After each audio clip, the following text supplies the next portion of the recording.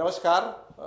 आज हम लोग अपने एक सक्सेसफुल विद्यार्थी जो एसबीआई का रिजल्ट अभी आया है, एसबीआई का जूनियर एसोसिएट का, आप स्क्रीन पे देख पा रहे होंगे, जूनियर एसोसिएट का रिजल्ट है। और मैंने अपने पिछले वीडियोस में, जो वीडियोस मैंने कुछ और भी शूट किए हैं, मैंने एक लाइन उस वीडियो में बताई थी कि हम लोग अब जो भी सक्सेसफुल विद्यार्थियों का जो वीडियो बनाएंगे वो होनहार सीरीज में बनाएंगे। होनहार क्यों, मैं उस पर डिस्क्रिप्शन दे चुका हूं। होनहार हम लोग उसको कहते हैं जो अपने लक्ष्य को अचीव करे, जो अपने काम के लिए कॉन्सेंट्रेटेड हो, फोकस्ड हो, जो अपनी ड्यूटी समझता हो। बेसिकली वही बच्चा होनहार है। तो ये वो बच्चा है जिसने अपनी एग्जामिनेशन निकाली है। तो होनहार सीरीज में आज हमारा एक जो विद्यार्थी है जिसका नाम है रिया जायसवाल। नाम तो मैं बता ही रहा हूँ। रिया थोड़ा सा इधर आ जाएगी तो नाम आपको स्क्रीन पे दिखेगा। अभी दिख रहा है क्या रिया जायसवाल? तो ये बेसिकली हमारी विद्यार्थी रही हैं और इस बार इनका एसबीआई के जूनियर एसोसिएट में सिलेक्शन हुआ है। मैं रिया का एक फॉर्मल वेलकम भी करना चाहूँगा इसी मंच पे। रिया, ये आपके लिए आपने जो सिलेक्शन लिया है, कॉन्ग्रेचुलेशन। मैंने पहले भी आपको कॉन्ग्रेचुलेशन बोला है, लेकिन ये एक फॉर्मल जो आपका वेलकम है। तो मैं चाहूँगा कि अब रिया से बातचीत शुरू की जाए। मैं रिया के बारे में सारी वो बातें जानता हूँ चूँकि ये हमारी विद्यार्थी रही है, लेकिन मैं सवाल और जवाब की शक्ल में मैं कोशिश करूँगा कि मैक्सिमम सवालों के जवाब रिया से ली जाए, सो दैट कोई भी अगर विद्यार्थी जो देख रहा है वो खुद को इस चीज़ से कनेक्ट कर पाए। तो सबसे पहला मेरा सवाल है बेसिकली, रिया रहने वाली कहाँ की है? हर एक सवाल का जो रिया का जवाब होगा उसका ये सवाल का लॉजिक क्या है और उस जवाब से क्या इन्फ्रेंस निकलेगा, मैं उसके बारे में 2 लाइन जरूर बताऊंगा। पहले रिया बेसिकली हो कहाँ से? सर मैं साहिबगंज से हूँ। ये सवाल मैं क्यों कर रहा हूँ, ये तुम्हारे दिमाग में है क्या? कुछ समझ में आ रहा है मैं ये क्यों पूछ रहा हूँ? क्योंकि साहिबगंज से मैं इधर आई पढ़ने के लिए। और कुछ और गेस करो कुछ। और दूर से बच्चे यहाँ पढ़ने आ रहे हैं। और कुछ नहीं। बेसिकली चूंकि मैं जानता हूं कि रिया साहेबगंज से है, लेकिन रिया साहेबगंज से आई है। साहेबगंज झारखंड का एक छोटा सा जिला है और झारखंड के आखिरी छोर पे है। अब आप समझिए कि बहुत लोग ऐसे हैं जो लोग साहेबगंज का नाम भी नहीं सुने होंगे और वहां का एक विद्यार्थी, सभी लोग ये सोचते होंगे, लोगों के दिमाग में होगा कि दिल्ली का बच्चा रहेगा, बॉम्बे का बच्चा रहेगा या कोई मेट्रोज का बच्चा रहेगा तो वो स्मार्ट होगा। इसकी कोई आवश्यकता नहीं है। आप कहीं के भी रहने वाले हैं, यदि आपके दिमाग में वो बातें हैं जो आपका लक्ष्य है, तो आप कहीं से हो, इससे कोई फर्क नहीं पड़ता। रिया का अपना एजुकेशनल क्वालिफिकेशंस जो भी अचीव की है उसके बारे में थोड़ा डिटेल बताएं। खास करके आप लोकेशन जरूर बताइएगा कि क्वालिफिकेशन कौन सा आपने अचीव किया और कहाँ से किया। मैंने 10th तक भागलपुर से किया और फिर मैं 11th और 12th डीएवी कपिलदेव रांची से की। फिर जेवीएट से मैंने ग्रेजुएशन कंप्लीट किया। फिर अभी मैं पीजी कर रही हूँ, कंप्लीट नहीं हुआ है। Very good. तो रिया का ये एजुकेशनल क्वालिफिकेशन है, जगह भी इन्होंने बताया कहाँ से इन्होंने किया है। एक भी लोकेशन इन्होंने ऐसा नहीं बताया जो मेट्रो सिटीज के नाम पे आता हो। ये सारे वो एरियाज हैं, ये सारे वो लोकेशंस हैं जिनको कि हम या तो बी क्लास सिटीज बोलते हैं या उससे भी नीचे अगर कुछ हम समझ सकते हैं वो। रिया का 10th साहेबगंज से ही हुआ था? नहीं, 10th मेरा भागलपुर से हुआ था। ये तो थी रिया की एजुकेशनल क्वालिफिकेशंस के बारे में। रिया जब रांची आई और इन्होंने जब सोचा कि मुझे अब प्रिपरेशन करना है, somehow she came to know about career power, किसी तरह से इनको पता चला। तो ये छोटा सा जो इंट्रोडक्शन इनका करियर पावर से हुआ, और इस इंट्रोडक्शन के बाद रिया मैं चाहूँगा कि आप अपना करियर पावर के साथ पूरा सफ़र बताएं। जैसे आपने शुरू किया, फिर बीच में आप ड्रॉप की, बेसिकली मैं वो जानना चाहता हूँ कि आपने शुरू किया, फिर ड्रॉप किया, फिर रीस्टार्ट किया। क्योंकि बहुत सारे बच्चे ऐसे होते हैं जो किसी भी वजह से जो है ना वो ड्रॉप करते हैं, फिर से बेसिकली जो है ना वो हमारा एक सिलेक्टेड बच्चा निकेश जो उसने कहा था सीढ़ियाँ चढ़े गिरे फिर उठे और चढ़े, ये मैटर करता है। तो बेसिकली यही मैसेज मैं चाहता हूँ कि लोगों तक जाए कि रीस्टार्ट भी लिया जा सकता है। तो आप डिटेल करें थोड़ा इसको। मैं 2022 में यहाँ आई थी, ज्वाइन किया। फिर मेरे साथ मेरा ग्रेजुएशन और रिविजन दोनों साथ में नहीं हो पा रहा था, तो मैं यहाँ पे क्लासेस कंप्लीट किया। फिर मैं छोड़ के चली गई ग्रेजुएशन, पूरा ही इसको छोड़ के जब ग्रेजुएशन पे ध्यान दिया। फिर ग्रेजुएशन कंप्लीट हो गया, मैं घर चली गई। फिर मैं वापस आई, मुझे प्रॉब्लम्स हो रहे थे क्वेश्चन सॉल्व करने में। तो मैं यहाँ पे एक सर से मिली, सर को बताया तो सर ने बताया यहाँ पे एक क्लब स्टार्ट किया है उन्होंने, तो मैं वो ज्वाइन की। उससे मुझे बहुत हेल्प मिला। वहाँ पे आपको फ्रेंड्स मिल जाएंगे, मतलब वो फ्रेंड्स जो आपको एक साथ आप लोग पढ़ोगे, क्वेश्चन सॉल्व होंगे, डाउट सॉल्व होंगे, उसकी वजह से मैंने क्रैक किया एग्ज़ाम। बस वही है क्लब। तो बेसिकली हम तो वो जानना चाहते थे कि रिया ने एक बार स्टार्ट लिया, समहाउ सी स्टॉप्ड हर प्रिपरेशन। बीच में इसने 2-3-4 महीने करने के बाद, चूंकि इसका ग्रेजुएशन भी चल रहा था, इसको कॉपविथ करने में थोड़ी समस्या हो रही थी, तो सी ड्रॉप्ड हर प्रिपरेशंस अगेन। जब इसको जो है ना वो ग्रेजुएशन शायद पूरा होने के बाद, ग्रेजुएशन कंप्लीट होने के बाद, ग्रेजुएशन पूरा होने के बाद जब इसको फिर से लगा कि आई कैन रीस्टार्ट, तो इसने फिर से शुरुआत की। और इसको जो भी रिया को प्रिपरेशन करने में दिक्कत हुई थी, तो समहाउ इसको महसूस हुआ होगा रिया को कि कोचिंग ही चलते हैं, कुछ डाउट से थोड़ा पूछ लेते हैं। और फिर से दोबारा जब ये आई तो इसे पता चला कि कुछ और भी नई सर्विसेज ऐड ऑन हुई है, and she can join and get benefited through those services. और हमारे यहाँ एक सर्विस जो स्टार्ट किया था हम लोगों ने, बेसिकली उसका नाम है क्लब। बेसिकली वो एक ऐसा ग्रुप है जहाँ हम बच्चों को सिलेबस पूरा करने के बाद एग्ज़ाम मोड पे लेके जाते हैं और एग्ज़ाम के लिए स्पेसिफिक तैयारी कराते हैं। तो बेसिकली ये वो है। और रिया फिर उस क्लब को हमारे ज्वाइन की। कुछ फैमिली बैकग्राउंड के बारे में रिया, मेरे हर सवाल का जो भी लॉजिक होगा सवाल पूछने का वो मैं बाद में क्लियर करूंगा, तो कुछ फैमिली का बैकग्राउंड अगर बताओ तो। और मेरे पापा बिजनेसमैन है और मम्मी होम मेकर है। मेरा एक छोटा भाई है जो कि बीबीए कर रहा है और मैं बड़ी हूँ उससे। तो बस ये। What is your families educational background, कुछ है क्या ऐसा? नहीं, कुछ नहीं है। This is an important question कि नॉट नेसेसरी कि आप वैसी फैमिली से ही बिलोंग करें जहां कोई एजुकेशनल बैकग्राउंड हो। रिया के फादर एक बिजनेसमैन हैं और रिया इज एल्डेस्ट चाइल्ड। ये बड़ी, अपने घर में 2 भाई बहनों में ये सबसे बड़ी है, तो कोई ऐसा बहुत बताने वाला भी नहीं था। Every decision has been taken by Riya. कुछ फैमिली वाले लोगों की मदद मिली हुई होगी और finally she has cracked SBI का जूनियर एसोसिएट 2024-25।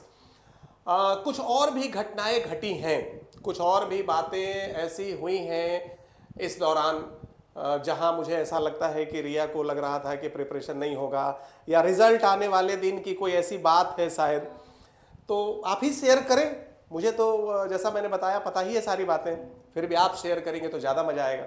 मैंने RRB का एग्ज़ाम दिया था, वो सब नहीं हुआ मेरा, मेरे फ्रेंड्स का हुआ। मुझे अच्छा लगा पर मेरा नहीं हुआ, तो मुझे लग रहा था मेरा SBI भी नहीं होगा, पर मैंने मेहनत बहुत किया। बस यही, आप मेहनत करो आपका हो जाएगा। और मैंने अपना 100% दिया और मेरा हो गया।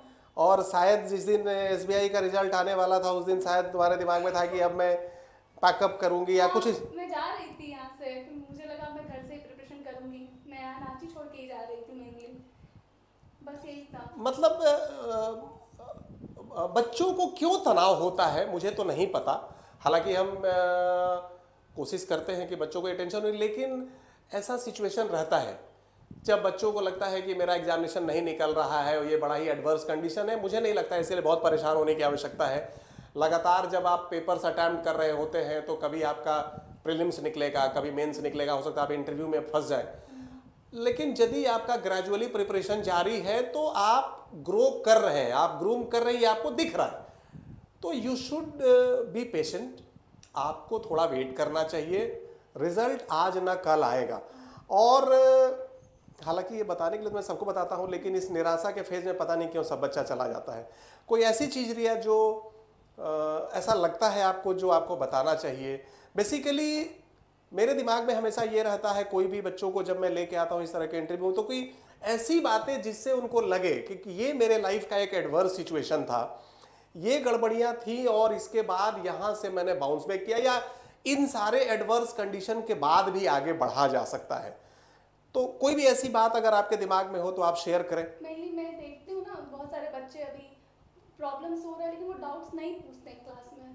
तो मेरा ये है कि आप डाउट्स पूछो। जैसे कि क्लब हम ज्वाइन किए थे तो मेरे बैच में मेरे टाइम जितने भी बच्चे थे उतने डाउट्स नहीं पूछते, मैं बहुत डाउट्स पूछती थी, सबसे ज़्यादा।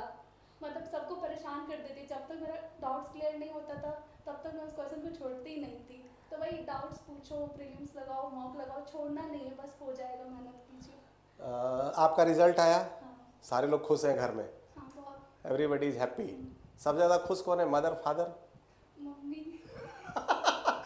फीमेल है इसकी वजह से क्या? नहीं नहीं, पापा भी खुश है। अच्छा मम्मी। अच्छा अच्छा अच्छा। दोनों ही खुश हैं। तो मुझे लग रहा है कि रिया के साथ ये एक छोटी सी बातचीत जो हम लोगों ने की है, इसमें कुछ ऐसी बातें जो रिया के साथ बातचीत में हमें हाईलाइट करना था, मैंने करने का प्रयास किया है। कुछ सब्जेक्ट मैटर के बारे में भी हम समझते हैं। क्या था आपका इंटरमीडिएट में subject Riya? Science, PCMB, PCM। तो कभी इंजीनियरिंग सब के लिए कभी कोशिश किया क्या? नहीं। कभी कोशिश भी नहीं किया? डायरेक्टली आप बैंक के प्रिपरेशन के लिए है खुद को? नहीं, ग्रेजुएशन में जब आई तब मैंने सोचना स्टार्ट किया, फिर लास्ट में कॉम्पिटिटिव एग्जामिनेशंस के लिए। तो हालांकि रिया का तो PCM था, विद्यार्थी ठीक रही होंगी डेफिनेटली। अदरवाइज बच्चे आर्ट्स बैकग्राउंड से भी अपना जो है ना इंटरमीडिएट और ग्रेजुएशन पूरा करते हैं। ग्रेजुएशन में क्या था रिया? इकोनॉमिक्स, मतलब शिफ्ट हो गई थी आर्ट्स में।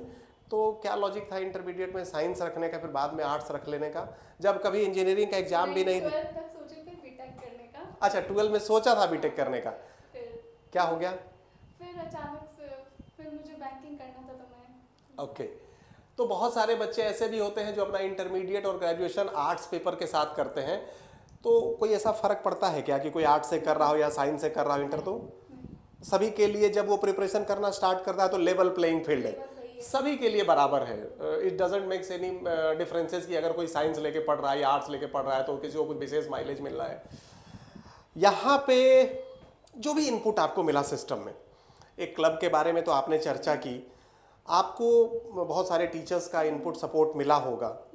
तो आप अपने जो भी टीचर्स का इनपुट सपोर्ट मिला या और भी कोई ऐसा जो आपको लगता हो कि जिसका नाम आप लेना चाहेंगी, जिनका धन्यवाद आप इस छोटे से वीडियो के मार्फत देना चाहेंगी, तो मैं चाहूँगा कि आप।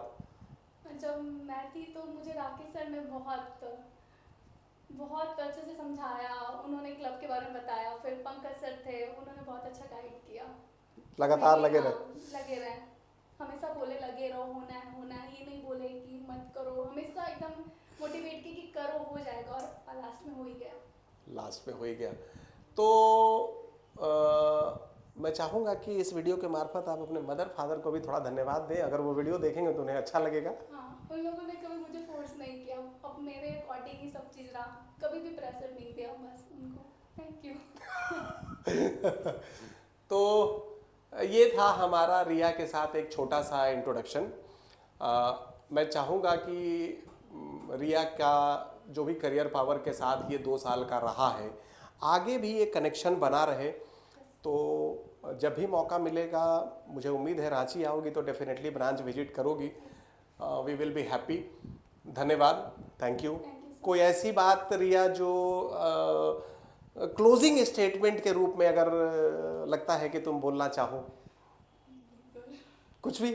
बस लगे रहना है, छोड़ना नहीं है, बस यही। रिया ने लगता है कुछ इस तरह का होमवर्क नहीं किया है, कोई ऐसा डायलॉग या कुछ इस तरह का देख के नहीं आई थी, शी वॉज नॉट प्रिपेयर्ड।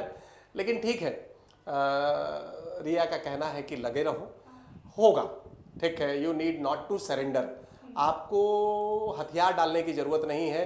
तो उम्मीद करेंगे कि जो भी बच्चा रिया को जानता है, नहीं जानता है, जिस भी बच्चे तक ये वीडियो जाएगा या गार्जियन तक ये वीडियो जाए, उनको ये समझ में आना चाहिए कि it's an easiest task, you need to be very much disciplined. एक क्लोजिंग लाइन मैं बोलता हूँ, उसके बाद मैं अपनी इस बातचीत को रोकूंगा। मेरे यहाँ से ठीक ठाक बच्चे सिलेक्शन ले रहे हैं। इन बच्चों में एक कॉमन चीज़ मैंने देखा है, आज की तारीख में बच्चों में डेविएशन के 100 वजह है मार्केट में। 100 वजह है जिसके वजह से बच्चे डेविएटेड रहते हैं, उनका फोकस अपनी पढ़ाई पे नहीं है। ये सारे बच्चे में जो एक चीज़ कॉमन था, इनको दुनिया में अपनी पढ़ाई के अलावे शायद कुछ नहीं दिखता था। दे ऑल आर फोकस्ड, उनका सिर्फ और सिर्फ जो है ना घुमा फिरा के यही काम था कि वो अपने प्रिपरेशंस के लिए क्या एक्टिविटी कर रहे हैं। तो इफ़ यू आर फोकस्ड, अगर आपके लाइफ में डेविएशन ही 0 सिर्फ है ना, तो भी सिलेक्शन हो जाएगा। नॉट नेसेसरी कि आप 99% और 100% लाने वाले विद्यार्थी हो तब सिलेक्शन होगा। You need to be focused. आपके लाइफ में डेविएशन जितना कम होगा, सिलेक्शन की या आपके लक्ष्य को हासिल करने की संभावना उतनी ज्यादा है। Am I right Riya? Yes sir. यही सही है ना? तो ये सारे बच्चे कैसे क्यों होनहार सीरीज में आज की तारीख में वीडियो बन रही है, आप समझ रहे होंगे। ये हर वो बात उनमें है जो इनको जो है ना इनके रिजल्ट तक पहुंचाया है, और जिनके तक भी ये वीडियो जाएगा वो देखेंगे, उनको ये मैसेज मिले, उनको समझ में आए। इसी के लिए हम लोग ये छोटा सा ये सेशन कर रहे हैं। धन्यवाद। Thank you Riya.